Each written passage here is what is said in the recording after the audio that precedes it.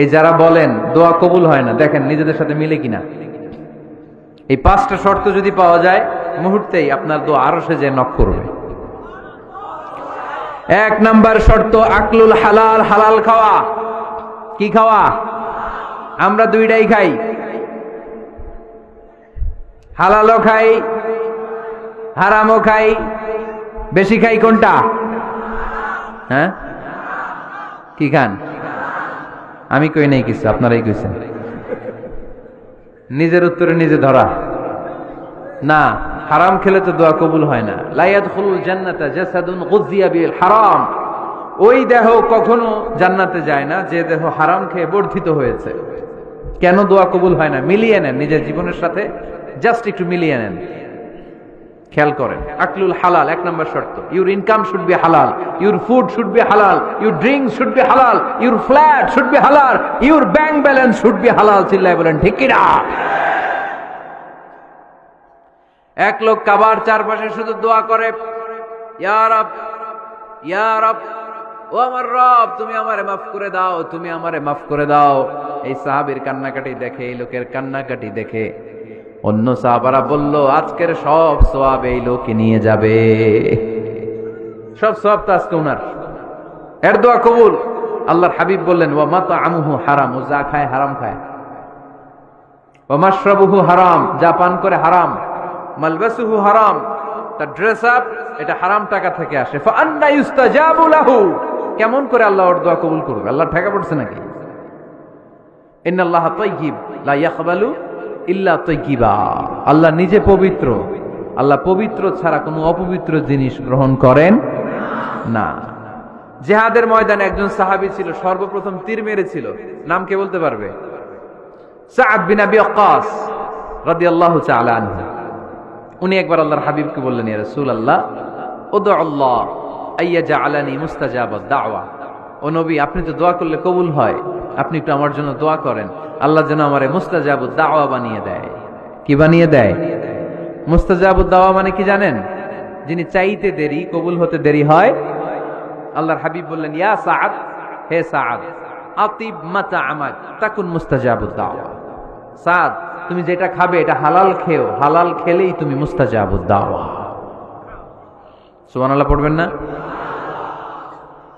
আকলুল হালাল শারতুন লিকবুলি দুআ, দোয়া কবুলের প্রথম শর্ত। হারাম খেয়ে দোয়া করলে ওই দোয়া কখনো কবুল হবে। 2 নাম্বার শর্ত, দোয়াটা করতে হবে একজনের কাছে, তিনি কে? চাইতে হবে একজনের কাছে, তিনি কে? মসজিদে যে আল্লাহর কাছে চাইলেন, দরবারে যে বাবার কাছে চাইলেন, দোয়া কবুল কবুল হবে? হবে? চাইতে হবে একজনের কাছে, তিনি কে? অন্য কোথাও যেন আমরা না চাই। মাজারে যে চাওয়া যায় না, মাজার জিয়ারতের জন্য যাবেন, যে সালাম দিবেন, নিজের জন্য দোয়া করবেন, কবরে শুয়ে থাকা লোকটার জন্য দোয়া করবেন। ওখানে কিছু চাওয়া যাবে? চাইবেন কার কাছে? 2টা গেল শর্ত। 3 নাম্বার, ইয়াকিন থাকতে হবে যে আমার দোয়াটা কবুল হচ্ছে। যখন দোয়া করবেন আপনার এই বিশ্বাস থাকতে হবে, আমার রব আমার ফরিয়াদ শুনছে, তিনি আমার কথা শুনতে পাচ্ছে, আমি চাওয়া মাত্রই তিনি সব দিয়ে দিতে পারে, এবং আমার রব আমাকে ফিরাবে না, তিনি দিবেনই। এরকম ইয়াকিন থাকতে হবে। উদু আল্লাহ ওয়া আনতুম মুকিনুনা বিল ইজাবা, এমন ভাবে দোয়া করো যে তুমি সুনিশ্চিত এই দোয়া কবুল হবেই। এই নিশ্চয়তা নিজে নিজে নিয়ে নেবে। আল্লাহর উপর ভরসা কম আমাদের, এই ভরসা জাগে না, যারে উনি দিবেনই নিশ্চিত আমি। আপনি নিশ্চিত হলে পেয়ে যাবেন নিশ্চিত। আপনার মধ্যে যদি সন্দেহ, হায় রে কবুল হয় না, না হয়, ওই দোয়া জীবনও কবুল হবে না। ঠিক কিনা? 4 নাম্বার শর্ত, আসসালাতু আলা রাসূলিল্লাহ, আল্লাহর হাবিব সাল্লাল্লাহু আলাইহি ওয়াসাল্লামের উপর দুরূদ পড়া। কুল্লু দুআ মাহজুব মাওকুফুন বাইনাস সামাই ওয়াল আরদ। আমরা যা দোয়া করি সব আকাশ জমিনের মাঝখানে পেন্ডিং হয়ে থাকে।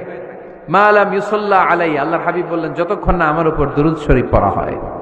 আওয়াজ করে সবাই পড়েন, সাল্লাল্লাহু আলাইহি ওয়াসাল্লাম।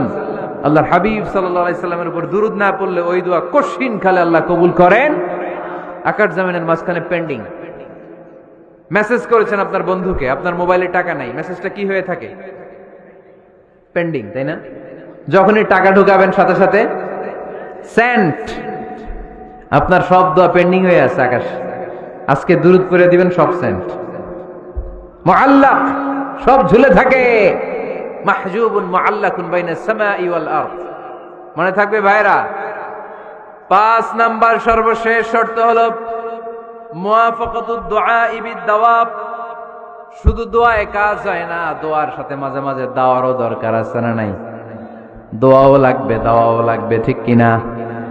আপনার ছেলের জন্য আপনি দোয়া চাইতে আসলেন, হুজুর দোয়া করেন। অনেকে কলম নিয়ে আসে আমাদের কাছে, কলম। আমি ভাবছি আমারে গিফট করবে, পরে কয় না, গিফট না, ফুদিয়া দেন,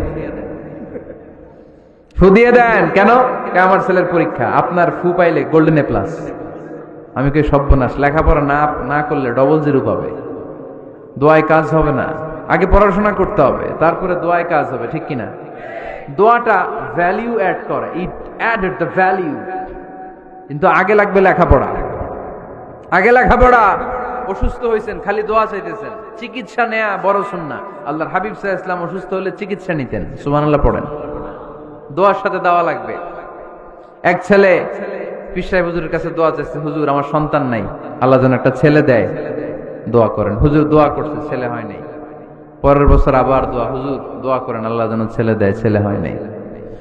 তৃতীয় বছর আইসা বলে, হুজুর দোয়া করেন, ছেলে হয় নাই। পীর সাহেব হুজুর মনে মনে কয়, ঘটনা কি?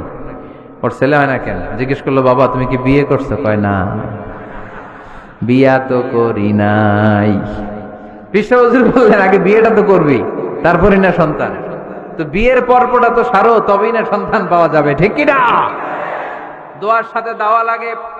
আল্লাহর হাবিব সাল্লাল্লাহু আলাইহি ওয়াসাল্লামের আঙ্গুলে একবার বিচ্ছু পোকা কামড় দিল, প্রচন্ড ব্যথায় বিশ্বনবী কাতরাচ্ছেন, রেগে গেলেন আর বললেন, ও বিচ্ছু, মানুষও চিনোস না, নবীও চিনোস না, কোথায় কামড় দিবি, জায়গা পেলি না। কিন্তু বিশ্বনবী ব্যথা পাচ্ছেন। আম্মা জান আয়েশাকে বললেন, রাদিয়াল্লাহু তাআলা আনহাকে বললেন, লবণের পানি নিয়ে আসো, গরম দাও, ঢালো। উনি আরাম পাচ্ছেন আর সূরা ইখলাস পড়ে ফু দিতে লাগলেন, ফাতিহা পড়ে ফু দিতে লাগলেন। গরম পানি ঢালা শেষ, ফু দেওয়া শেষ, আঙ্গুলের ব্যথাও। দেখছেন কি কম্বিনেশন? দোয়াও লাগে, সাথে সাথে কি লাগে? দাওয়াও লাগে। দোয়া আর দাওয়া দুইটার সমন্বয়ে আপনাকে সফলতা দিবে কে? সফলতা একজনই দেয়, তার নাম, জোরে বলতে হবে, তিনি কে? ব্যবসা যদি মন্দা থাকে, ব্যবসায় সফল হতে চান, সফলতা এনে দিবে কে? বিসিএস পরীক্ষা দিচ্ছেন, রিটেনে পাশ করেন না, পাশ করায় দিবে কে? বিয়ের ব্যবস্থা হচ্ছে না, ব্যবস্থা করে দিতে পারে কে? পাসপোর্ট জমা দেয়া, হুজুর ভিসা লাগে না, হুজুর কিচ্ছু করতে পারবে না, করতে পারে একজন, চিল্লায় বলেন তিনি কে? এজন্য বিপদে আপদে সব সময় আমরা ভরসা রাখবো আমাদের আল্লাহ রাব্বুল ইজ্জা ওয়াল জালালের উপর। আল্লাহর কাছে আমরা বেশি বেশি চাইবো। আল্লাহ ছাড়া কারো দরবারে আমরা হাত পাতি না, চিল্লায় বলেন ঠিক কি না? আমরা ফকির একজনের দরবারে, ঘাটে ঘাটে আমরা ফকির হইতে রাজি না, আমরা একজনের দরবারে ফকির। দরবারটা কার? দোয়া একটা শিল্প। যে টিপস গুলো শিখাইলাম আজকে, এগুলোর আলোকে আমরা যেন দোয়াটাকে আত্মস্থ করতে শিখি, যাতে দোয়া করার সাথে সাথে এই দোয়া আরো সে কবুল হয়ে যায়। আল্লাহ আমাদের সবাইকে কথাগুলো বুঝার ও আমল করার তৌফিক দান করো।